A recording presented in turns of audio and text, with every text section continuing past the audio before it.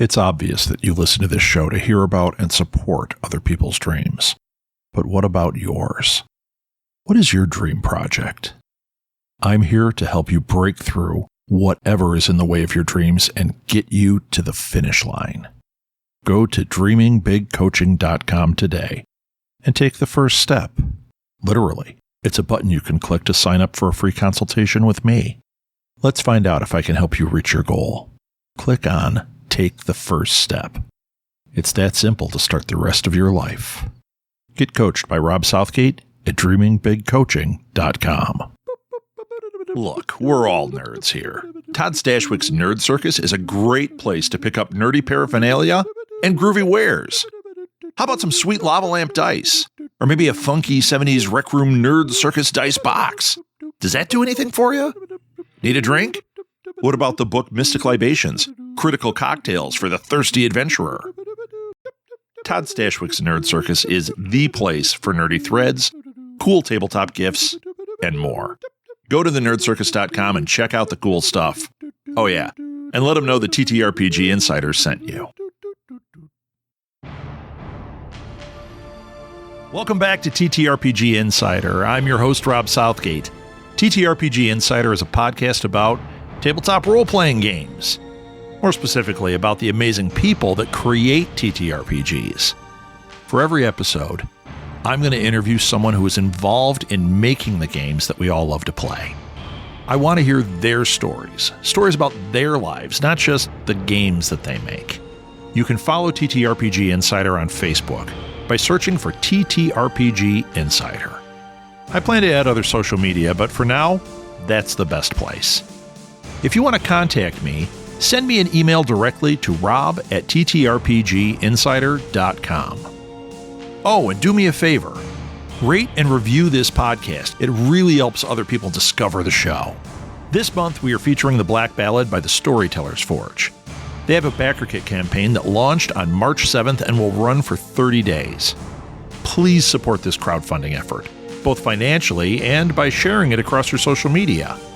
You never know who's going to fall in love with this game. Go to BackerKit and search for the Black Ballad, or simply click on the link in our show notes. Today's guest is Ollie Kipp. They are the marketing maven for the Black Ballad and gave me a truly insightful interview. So let's do this. Here's Ollie. Ollie, thank you so much for being on the show. I am so excited to have you here. You are part of our first month feature, which is Black Ballad by Storytellers Forge. You are part of the team, and I'm excited to talk to you. Why don't you tell everybody what you do for Storytellers Forge? Okay, so I am the media manager, so sort of like the social media manager. Basically, I have been writing copy for like our long form article announcements that are coming out later this month. I run the Twitter, the Instagram, the Facebook, the TikTok. I make sure we have content. Rick talks to the artists. He's like, I got all these ads. I need them out. I make sure they're spaced out and they get posted everywhere, and that our backer kit's being plugged places, that our trailer gets out there, that we're getting the signups we need. Fantastic. Now, do you have a history in social media? Is that like your forte, or is this like, hey, I do a great job, Rick or Pat reached out and says, yeah, let's do that? Actually, that's a funny story. My original training is in writing and like just creative writing and stuff. So copy was pretty easy for me to slide in. I grew up at the age where the internet was taking off, like the millennials. So I knew a lot of the stuff, and my baby siblings are Gen Z. So just like being around it, I picked up on all this stuff. I did do marketing classes in college, but that wasn't my focus. I met Rick through Kineticon, and we became friends, and I was trying to network with like some people at the con to get out of like my more corporate, non creative focused jobs and into the world of nerd creative shit, because that's what I wanted to be in life, and it worked out pretty well. And then Rick was like, hey, I need a person to do this. We like you. Do you want to come do this with us? Awesome. And I was like, yeah, that sounds awesome. I will absolutely do that for you. And we've been working on that pretty much ever since. And he also had me on the dev editing team early on, so I could get a lot of the context of what the Black Ballad was about. So our copy would be more focused and a lot more specific to like all of our concepts and themes and stuff. So we're going to do, this episode is going to be a little different than some of the others because I happen to be a digital marketing professor and deal with all this stuff all the time. So I'm going to ask you some questions that get a little bit more technical because the people that listen to this show, I'm assuming, are wanting to be in that business, are in that business. It's about the people behind the scenes. And I think we could have a real interesting conversation. The coffee's kicking in. Could you hear it? It's making my mouth go faster than my brain, or my brain go faster than my mouth. I have ADHD, so it always happens. Hey, all right. So we're going to start like vibing in a minute here. So I think it'll make for a real interesting conversation about how all that works, because a lot of game companies, and this isn't just games. I do stuff with podcasters. I do stuff with artists.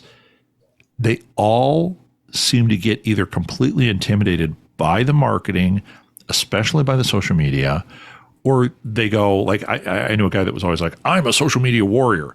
Okay, you post once a week and you have no strategy. That's not a social media warrior. So when I know. This is why we're not friends with him anymore. So with you, so we've got the Black Ballad. We're going to focus on that.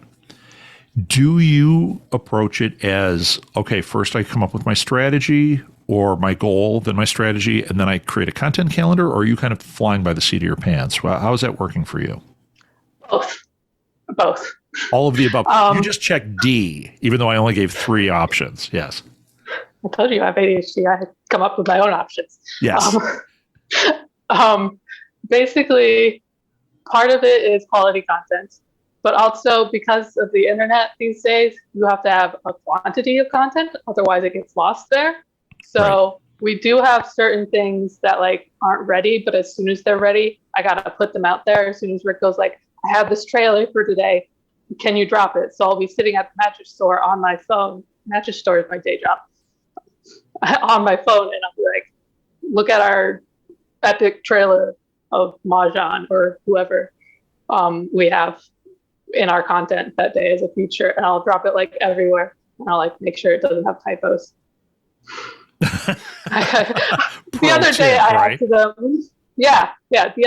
accidentally put out a copy that said officially instead of official, and then I had to go back and edit all the posts. So yeah, you gotta be checking your posts. That is appropriate.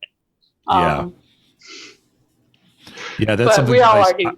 I see all the time, or a bad link because they copied and pasted and left the last letter off, and they're like, but the link's working. It's like, no, if you click on it, it doesn't. You gotta check that. No.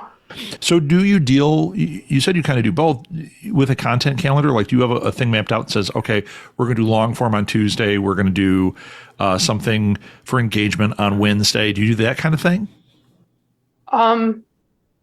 We have a set amount. A lot of our long form hasn't come out consistently yet. We're getting on to our flow with that. We have blog posts on our website, storytellersforge.com, and then we have some announcement articles that are going up on different websites that I'm supposed to be getting at some point in the next week or so. All the links to. I don't know exactly when those are coming out because somebody else is dealing with the contact to the PR. That's somebody else's job. Then once they are out, I get the links and I put it all up with the pretty pictures and the fun copy and whatnot. And then there is one other person working with us who puts all our like smaller short form content that we have in like Google files and stuff that's basically like our ads with our pretty graphic pictures and some of our art previews and a bunch of memes, like Dungeon and Dragon memes that I found around for like engagement. that I put in folders. I was like, here's our content, put it in a calendar. And Rick was like, can you help so it's not everything for this one person? Right. Right. Yeah. So you're really like a social media director at this point, where you're dealing with the content, you're figuring out where it goes, Yes. how to dole it out. This is another thing that I find with people when I'm working with them on this, because I consult on it too. Number one, they don't have a goal, which you do. Number two, they don't have some type of calendar, which can be tricky. You're always drowning if you don't. And then also, they don't know what lane to go in. I get that a lot too. So you're kind of going across the board, which I do recommend. Is there one platform though that you gravitate towards? Actually, I've been more gravitating towards TikTok, because I also have to make video content for that. Yeah. And I have to make sure Rick is putting video content on that. A lot of studios, like the TTRPG indie studios and stuff, there's not a lot of them on TikTok per se. Like the big ones like Critical Role and stuff are up there because they have like YouTube and whatnot. But a lot of the smaller people aren't really there. And we've actually been getting a lot of traction and a lot of people on TikTok. I think we have the most followers on TikTok compared to all of our other accounts so far. And our accounts have been, well, they've been alive longer than they've had like content on them. We went live with content on February 6th, which was a day earlier than we were supposed to, because an email blast went out to a lot of Rick's people. It's out there. You better do something, right? Yeah, that's basically the information that I got from Rick. He's like, they're clicking through the socials and the socials have no content. And can you go live a day early? And I'm like, yes. And so I threw a bunch of stuff up there. Well, not at random, but like I had I had content. I just needed to place it places and give it names. And we did have the Mahjong intro. That's this really epic like voice over of Mahjong talking, and Diamorti, Drake Mafesta backs it with this really cool like music, and it's a really good like intro to basically the themes of Black Ballad and what Black Ballad is going to be about. And we had that like second or third day for social media, so that was like a good announcement to put out there and like get people in. So that was great to have to put out first, and we've got a lot of traction since then. Again, mostly on TikTok, we have a lot of followers. We're starting to get more. A lot of like Instagram and TikTok, it helps to get traction by actually paying those like little promotion fees these days. Otherwise, you also have to do it consistently, like 2 to 3 videos every day. Right. Because of the algorithms and stuff. But we are trying to build it out. So like if Black Ballad is successful, which we want it to be really successful, we still have this studio that's going to put out all these other projects. So we need our media to be there and to be set up so we can continue telling people what we're doing from those, even after the Black Ballad is much further down the line. Yeah, right. So this is going to go more inside baseball. Hashtags that you use. How do you do your research for hashtags? We have a couple, like we have our ST Forge Studios hashtag and the Black Ballad hashtag, which we are trying to put on everything just to make it so people can easily look us up back with those ones.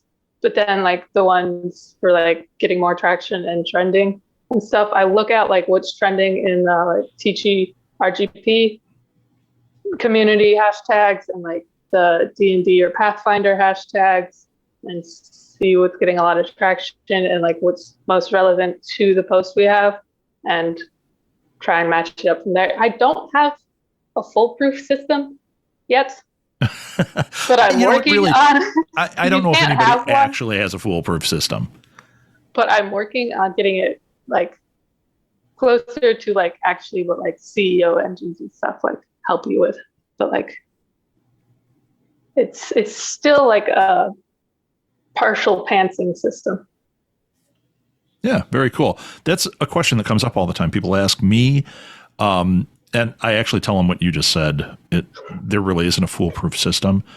Like I'll use SEMrush, I'll use Google, I'll do AdWords, I'll do all the things to like look for things, but it's really always hunting and looking for where the trends are. TikTok is big for that. You know, if you can follow the trends, I have a friend who's an artist that was just putting the audios are big, putting random drawings on, you know, and she followed a couple of trends, and she did one where she did one of the music videos. You know, it had the music, and she followed a trend. She just was like, "Oh, that's a cool song," and she did a drawing of a mermaid or something, and it went viral. And I've watched it. It's like, I don't know why this one, it went viral, and she went from having like 300 followers to having like 40,000 followers. Like, boom! It's like, what in the hell? It's those trends. So yes, yeah, TikTok is great for that. You the just got audio trends specifically on TikTok. Yeah, and you just got to stay current with it. You got to stay consistent. You know, there's the ABCs. Always be closing, but actually always be consistent is more important for us. Honestly, yeah. Like if you stop posting for a couple days, you lose traction and momentum that you have. Yep. And that's why we have some like backup content for like if somebody needs to take like a week off or something. Yeah, just always be prepared. But we're trying to build a little bit more of a backup content. So like we don't have to like be filming every day or something. Okay, we've nerded out about social media long enough. I want to hear about you a little bit. What's your background? I mean, you told me writing and that, but like I should rephrase this question. You already told me about writing and all that. The type of writing, were you looking to do, you know, poetry, long form, short form? What was your thing? I still do it. I'm a slam poet. Oh, cool. Yes. But I also do a lot of fiction, like speculative fiction, sci-fi, horror. My creative writing thesis was an intersection of like folklore, conspiracies, and horror. It was like a short fiction piece and then an analysis focused on Mothman. Nice. So that was pretty fun to do. And like, I just get to make things up for a degree, and that's super fun. Well, I always like to tell people I have an MBA in podcasting because my thesis was on podcasting. Kind of the same thing. You're making it up, you know? So, that's so cool. My thesis was on Mothman. You know what? I've probably talked enough to have a thesis. I could have done a dissertation on Mothman. So I'm with you. In fact, I mentioned this I think it's on the episode with Patrick, that a friend of mine ended up with an interview on another big podcast because he was on a group that I run, and he mentioned that he saw the Chicago Mothman. And he got to go on this other podcast to talk all about it. And it's crazy because I was like, that's a bunch of, you know, whatever, Mothman. And he said, I mean, I know this guy real well. He's like, yeah, it was like 3 feet away from me. And he said, I couldn't figure out what I was looking at. And then opened its wings and flew. And he was like, what the hell was that? And then he found out that was what everyone was calling the Chicago Mothman. He was like, oh my God, I was next to it. So probably a crane with mange. You could be. Who knows? But it freaked him out. We don't know. We don't know. Anything is possible. That's the world we live in, right? Yes, anything is possible. I shouldn't go into politics and the balloon UFO issues that are happening right now. Yeah, right.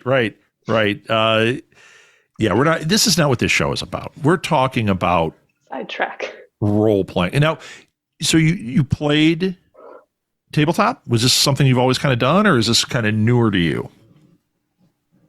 I've always kind of been in that community, like going to cons and like cosplaying and like doing some role play. Like in high school, I did do some like Dungeons and Dragons campaign, but I never had like somebody who could consistently DM. So I didn't get like into the in-depth, complicated dynamics as much. So I am learning a lot more of those, but I've always like gravitated towards this like fantasy role play type content. So I did know like all the basic classes and everything, like bards and warlocks and stuff. Sure. So I knew enough, but I'm learning a whole lot more. Oh, yeah. And it's fun, right? Have you been to any of the conventions like Gen Con or Dragon Con? I was at Dragon Con. I was at Dragon Con. I was at Dragon Con with Rick, and it was shortly after that I was offered the position that I have. Did you get to sit down and play at any tables? No, I was working a vendor booth. Okay. All right. I went to Gen Con and was networking with people and talking to people the whole time. And on the last day, a friend of mine that was there was like, oh, let's go game. And I'm like, where do you game? I had no idea that there were tables set up to game because I was talking to vendors. There's always a gaming room at a con. There is, but it didn't even occur to me because there was gaming on the show floor. So I wasn't thinking about it. And then we walked into this football-sized room with people playing every game conceivable. And I was like, oh, man, if I had gone in here, I wouldn't have networked with anybody. You would have networked with people at the table. Yes, I would have networked with them. And I probably would have ended up with the same 6 people the entire time and gone like, let's go to another game together. So it was actually to my advantage to not know it's there, but I'm thinking about going back and just playing. Yes, intentional. Going with intention. I have a strategy. I have my goal. See, it works in everything. It really does. So, and then you get sidetracked and you forget what the goal was. Right. That's the ADHD kicking in again, right? Yeah, exactly. For me, it's the extreme coffee. So, all right. Let's do this. First of all, for people listening, I know you've heard me say this before. I'm a broken record, but I'm going to put links in the show notes so you can sign up for the email to be notified when the Black Ballad Backer Kit launches. You can get notified. And March then 7th. That's when you can jump in. Oh, I was going to say that. It is March 7th, but you do want to get on that email list as soon as possible. So you are right there. And there will also be, I'm assuming, some content coming from that email list. So you definitely want to get in there. And I know of some of the future projects, you'll still get notified about that stuff too. So it's not just like, absolutely. We have some great campaigns and tie-in novels coming down the road. Yes. Absolutely. Get on the mailing list so you can, 1, get First Day Backer Kit exclusives, and 2, see what we're doing next. There you go. So that link will be in the show notes. And Ollie, where can people reach you or follow you? I'm pretty much Anxious Bard, or The Anxious Bard on Instagram and Twitter, and then Anxious Bard on TikTok. And yeah, that's where you can reach me. Anxious Bard across the internet. There you go. That's awesome. Well, Ollie, thank you so much for being on. I wish you nothing but luck with the Black Ballad. I think it is an absolutely awesome project. Everybody I've been talking to is just the greatest. I'm having so much fun talking to this whole team, and I can't wait to see where this goes. I think Storytellers Forge is just an amazing concept that is going to do great things. So, yeah, it's a great group of people, and you can reach that group of people by ST Forge Studios on Twitter, Instagram, TikTok, and we have a Facebook page as well. So it's just Storyteller Forge Studios. Great, and I'm going to put all that in the show notes too, because I know some of us are walking our dog and don't have a pen to write that down. Just go to the show notes. It's all there. Ollie, thank you again for coming on. This was great. Yeah, thank you for having me. Thank you again, Ollie, for coming and sharing such great ideas and such great marketing tips. If you or anyone you know has a crowdfunding effort or has worked on a TTRPG, send them my way. I love to share cool TTRPG projects and to help people reach their goals. You can connect with me through the TTRPG Insider Facebook page or via email directly to rob@ttrpginsider.com. You can find links to this backer kit for the Black Ballad and any links we discussed in the show notes. TTRPG Insider is a production of Southgate Media Group, hosted, edited, and produced by me, Rob Southgate. Thanks so much for listening to the TTRPG Insider. And don't forget to rate and review us.